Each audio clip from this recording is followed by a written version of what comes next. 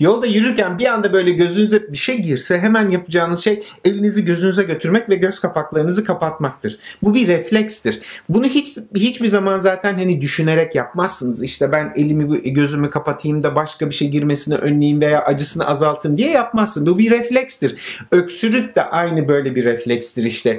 Vücuduna zararlı bir madde solunum yoluna girdiği zaman vücudundaki bir koruma mekanizmasıdır. Öksürüğün en önemli nedenlerinden bir tanesi o hava yollarındaki kuruluk.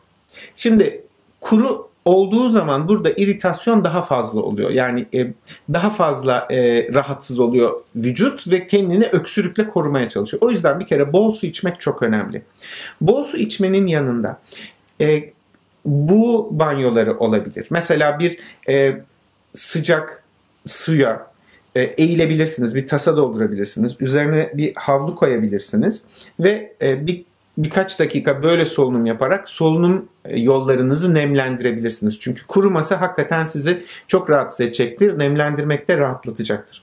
Bunun yanı sıra çay içebilirsiniz. Bitki çayları iyi tercihlerden bir tanesi olabilir. Mesela ılık bir suyun içine birkaç dilim zencefil atılabilir. Bunu içebilirsiniz. Onun tadını biraz daha rahatlatmak için içine bal koyabilirsiniz. Bal da hem antimikrobiyal özelliği açısından hem de rahatlatıcı olduğu için sizi bayağı rahatlatacaktır.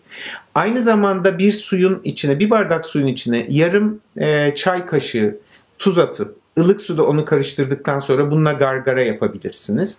Ve yine esasen hani koca karı ilacı olarak diye geçen bazı çorbalarımız da var ama bilimsel olarak bunların özellikle soğuk algınlığında semptomları rahatlattığı gösterilmiş. O yüzden tavuk suyuna çorba hakikaten iyi tercihlerden bir tanesi. İçine havuç, kereviz, patates gibi sebzeler atabilirsiniz ve onun ilaç değerini daha da yükseltebilirsiniz. Dolayısıyla bunları tercih edebilirsiniz.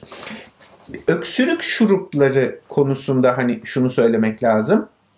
Aslına bakarsanız semptom açısından yani belirti açısından düşündüğünüz zaman yapılan çalışmalar çoğu öksürük şurubunun plasebodan daha üstün olduğunu göstermiyor. Dolayısıyla yani fayda görüyorsanız kullanabilirsiniz. Öksürüğün biraz daha hani kontrol altında olması adına.